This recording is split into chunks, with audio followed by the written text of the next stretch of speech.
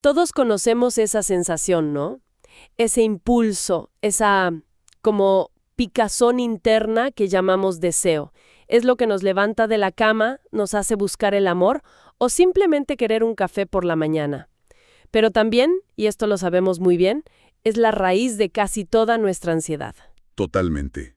De la frustración también. Hoy vamos a analizar unas fuentes que proponen algo que, al principio suena un poco a locura.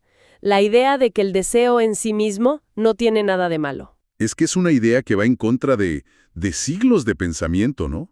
Hemos construido culturas enteras sobre dos polos.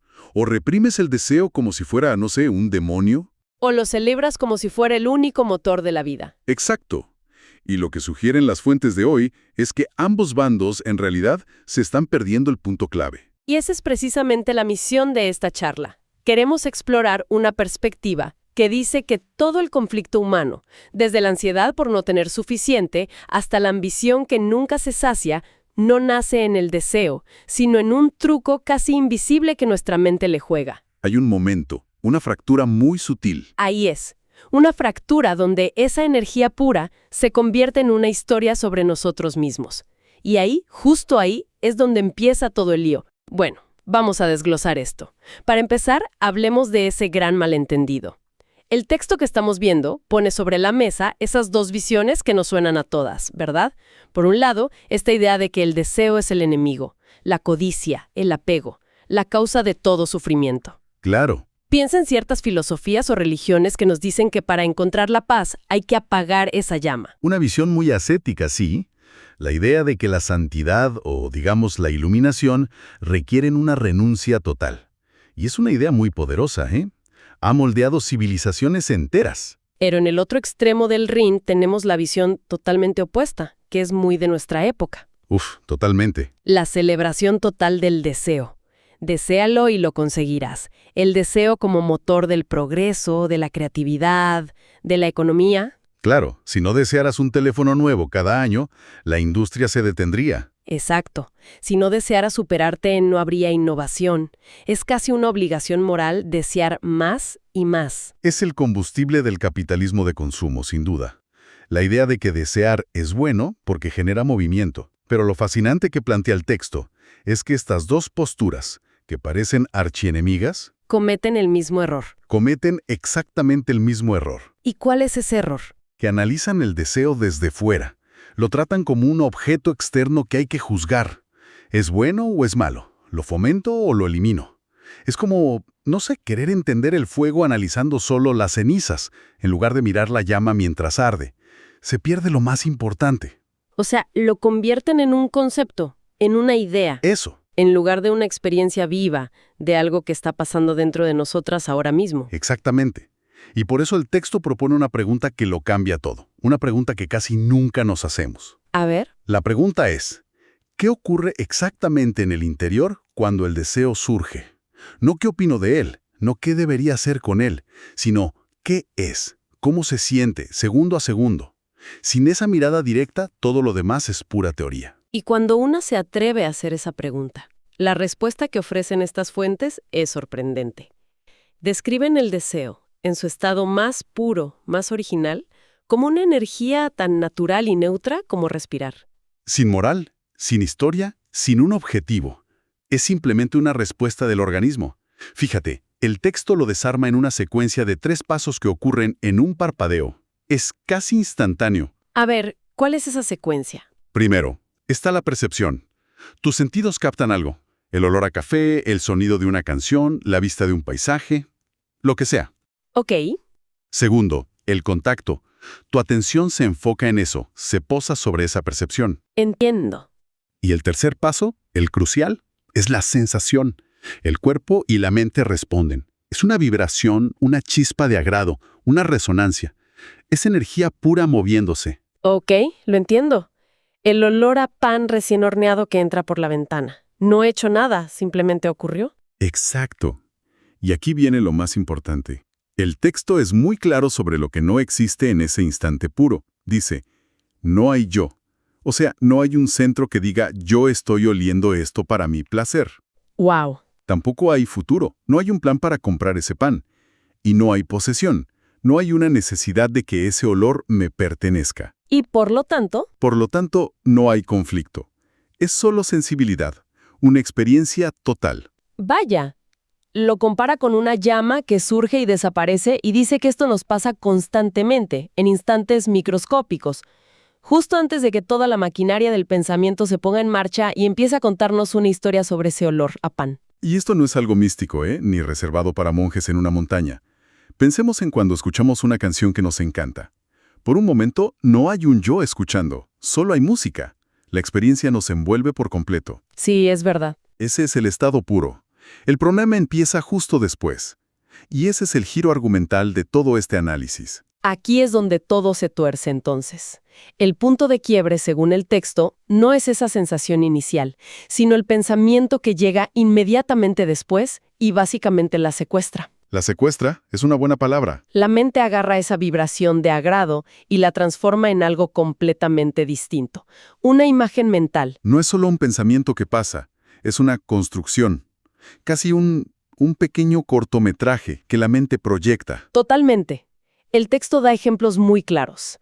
Esa sensación agradable de ver un coche bonito se traduce al instante en la imagen de yo conduciendo ese coche. Ajá. O la sensación placentera de un cumplido se convierte en yo sintiendo esto otra vez, necesito más de esto. La mente crea un guión donde el yo es la protagonista absoluta. Y este proceso es tan, pero tan rápido que nos engaña. Llegamos a creer que la sensación de agrado y la imagen mental de yo obteniendo eso son la misma cosa. Pero no lo son. Para nada. El texto insiste en que ahí hay una fractura fundamental. Espera, me perdí un poco. Dices que hay una fractura entre la sensación y la imagen. Suenan muy parecidos. ¿Cuál es la diferencia en la práctica? O sea, ¿cómo se sentiría esa diferencia en el momento? Es una pregunta clave. Pensemos en la diferencia. La sensación pertenece 100% al presente. Es viva, es real, está sucediendo ahora. Ok. Y lo más importante, no pide nada. Simplemente es. El olor a pan es. Ya. Ahora, la imagen es otra cosa. No pertenece al presente, pertenece al tiempo. Se basa en el recuerdo de un placer pasado y se proyecta a un futuro donde quiere repetirlo. Claro, lo quiere asegurar. Y, a diferencia de la sensación, la imagen no es pasiva. Lo exige todo. Exige un plan, un esfuerzo, un resultado. O sea que la sensación es la experiencia directa y la imagen es la narrativa que construimos sobre la experiencia. Precisamente. Y esa fractura, ese pequeño espacio entre lo que es la sensación de ahora y lo que la imagen dice que debería ser el futuro deseado, es lo que, según el texto, inaugura todo el conflicto psicológico. La tensión nace exactamente ahí. Ok, entiendo esa fractura entre la sensación y la imagen. Pero, ¿por qué esa imagen tiene tanto poder sobre nosotras? ¿No es solo un pensamiento que pasa y ya, o sí? No, para nada. Y ese es el siguiente punto crucial. Esa imagen se convierte en la principal herramienta de la mente para construir y fortalecer la idea del yo, del ego. La imagen le da al yo una misión, un propósito para existir en el tiempo. Claro. El objeto deseado deja de ser un simple objeto y se convierte en una especie de trampolín para la idea que tengo de mí misma. El texto usa ejemplos buenísimos. Seré alguien importante si consigo este ascenso. O seré por fin feliz si estoy con esa persona. O mi vida estará completa si compro esa casa. El deseo ya no es una sensación, es una afirmación existencial. Ahí hay una distinción que es oro puro. Lo que la mente busca en el fondo no es el ascenso, ni la pareja, ni la casa en sí mismos. Lo que realmente busca es, y cito, la versión engrandecida de sí misma asociada al objeto. ¡Wow! El deseo pierde esa inocencia original, esa energía pura de la que hablábamos, y se convierte en una cuestión de identidad. Ya no se trata de la sensación, se trata de quién creo que seré cuando lo consiga. Y una vez que esa imagen se ha creado y el yo se ha fusionado con ella, se desata el caos. La vida se convierte, como dice el texto, en una persecución interminable. Es una cascada de consecuencias, sí. Una secuencia casi inevitable de movimientos psicológicos. A ver si lo entiendo con un ejemplo. Digamos que veo a un amigo con un nuevo reloj increíble. La sensación pura es solo, qué bonito. Ajá. Pero al instante, mi mente crea la imagen de yo con ese reloj. Ahí empieza la búsqueda, ¿no? Empiezo a mirar precios online. Exacto. Y con la búsqueda viene el esfuerzo. ¿Cómo lo pago? ¿Debería ahorrar? ¿Trabajar horas extra? Inmediatamente después, y esto es clave, viene la comparación. Él ya lo tiene y yo no. Mi reloj actual de repente se ve viejo y patético. Uf, sí. De ahí nace la envidia, la sensación constante de que me falta algo. Y de ahí, claro, caemos de cabeza en el cuarto punto, la pura y dura ansiedad. Porque el futuro de esa imagen nunca está garantizado. ¿Y si se agota? ¿Y si no me lo puedo permitir? ¿Y si me lo compro y no me hace tan feliz como creo? Y luego, si no lo consigues, viene la frustración, el vacío. Y el golpe de gracia, el sexto punto, que es el más sutil y doloroso de todos, la insatisfacción. Ese es terrible. Incluso si, después de todo el esfuerzo, consigues el reloj, el alivio es increíblemente corto, porque el mecanismo mental no para. No para nunca. La imagen simplemente salta al siguiente objetivo.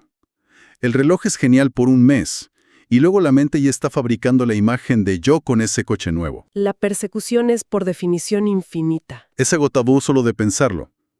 Me recuerda cuando compré los audífonos con cancelación de ruido más caros que encontré. La primera semana fue el paraíso. A la segunda, ya estaba leyendo reseñas del modelo siguiente que salía en 6 meses. Hice exactamente eso. El mecanismo nunca para.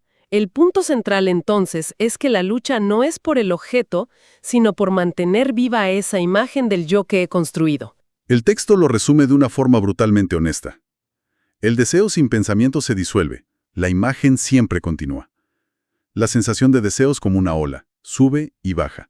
La imagen, en cambio, es un proyecto de construcción a largo plazo que exige energía constante para mantenerse en qué. Entonces, si este es el diagnóstico, ¿la solución es no desear nada? ¿Convertirse en una roca? Porque la verdad es que eso no suena muy atractivo. Es la pregunta lógica, pero el texto es muy claro, ¿no? No se trata de eliminar el deseo, eso sería eliminar la vida misma. La fuente habla de regresar a la posibilidad original. La posibilidad original. La posibilidad de que el deseo exista sin convertirse en todo este ciclo de conflicto. Llega en toda su intensidad Y luego. y luego naturalmente termina, como la llama. La clave es que, como dice el texto, no deja residuo psicológico.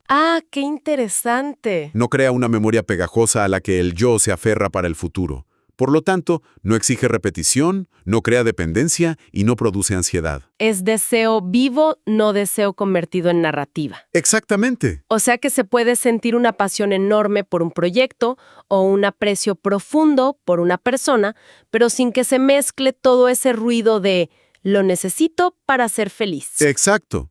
Y aquí el texto hace una aclaración sutil pero crucial. Lo que se disuelve en esta forma de experimentar no es el deseo, sino la identificación con él. Ok. La energía está ahí, la vitalidad está ahí, pero no hay un centro psicológico que dice, esto es mío, y necesito más para seguir siendo yo. Es una experiencia que te atraviesa, en lugar de una que tratas de poseer. Suena liberador. Pero si esta es la posibilidad, ¿cómo llegamos ahí? El texto descarta los métodos tradicionales. La disciplina férrea, el autocontrol, la renuncia forzada. Porque esos métodos a menudo son el mismo juego con otro disfraz.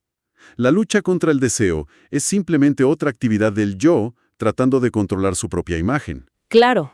Ahora quieres ser la imagen de una persona espiritual o disciplinada, pero el mecanismo de crear y perseguir una imagen sigue intacto. Entonces, si no es luchando, ¿cuál es la salida? Suena a que no hay salida. La salida que propone la fuente es mucho más directa y a la vez mucho más sutil. La observación. Ver todo este mecanismo en acción en tiempo real dentro de uno mismo. Pero solo ver, eso es todo. Suena demasiado simple. Simple no significa fácil. Se trata de observar sin intervenir. Ver la secuencia completa que hemos estado describiendo. Primero, la sensación pura. Ajá. Después, ver cómo aparece el primer pensamiento. Luego, ver cómo ese pensamiento construye la imagen, ese yo con eso. Y finalmente, sentir el impulso de empezar la persecución, la ansiedad. Y supongo que la clave está en cómo se observa. Totalmente. El texto insiste en que tiene que ser una observación sin juicio, sin deseo de cambiarla, sin condena ni justificación. Es un ver pasivo, pero increíblemente alerta. No se trata de analizarlo para arreglarlo, sino de ser consciente del proceso tal y como ocurre, sin añadirle más pensamiento. ¿Y qué pasa cuando una hace eso? ¿Qué efecto tiene? El efecto es casi paradójico. Cuando la secuencia se ve con total claridad, la imagen pierde su poder, su autoridad sobre la mente. Es como descubrir el truco de un mago. Justo. Una vez que ves cómo lo hace, el truco ya no te engaña. La mente se da cuenta de que no está obligada a perseguir una fantasía que ella misma acaba de fabricar hace un segundo. Vaya, eso es una idea que te vuela la cabeza. La comprensión que surge de esa observación directa es la que libera, no una decisión de la voluntad. El texto lo cierra de forma muy potente. Ver es la acción, la comprensión es la liberación. La propia luz de la atención disuelve el mecanismo. A ver si lo entendí bien. Si tuviéramos que resumir la idea principal, sería que el problema nunca fue sentir el deseo, la atracción, la energía. El problema siempre ha sido ese acto mental casi automático de apropiarse de lo sentido, de convertir una sensación pasajera en una historia permanente sobre quién soy y quién seré. Has dado en el clavo, el deseo no es el enemigo de la paz. La mente lo convierte en enemigo cuando lo captura, lo embotella en una imagen y lo proyecta en el tiempo. Y la libertad entonces no estaría en volverse una persona sin deseos, sino en ver la imagen por lo que realmente es, una fabricación de la mente, un pensamiento, no una necesidad vital. La vida real no está en la persecución de esas imágenes, sino en la percepción directa de lo que es, aquí y ahora. Es un cambio de enfoque radical. Dejar de intentar gestionar los miles de deseos y empezar a observar al único creador de imágenes, la propia mente. Y esto nos deja con un pensamiento final para reflexionar, algo que se desprende de todo lo que hemos hablado. El texto describe la enorme cantidad de energía que la mente invierte cada día en crear, mantener y perseguir estas imágenes de sí misma. Es un esfuerzo colosal y constante. Sí, agotado. Lo que plantea una pregunta importante. Si toda esa energía, toda esa atención y vitalidad dejara de invertirse en la persecución de una identidad imaginada, ¿a dónde iría de forma natural? ¿En qué se transformaría toda esa vida que hoy gastamos en perseguir fantasmas?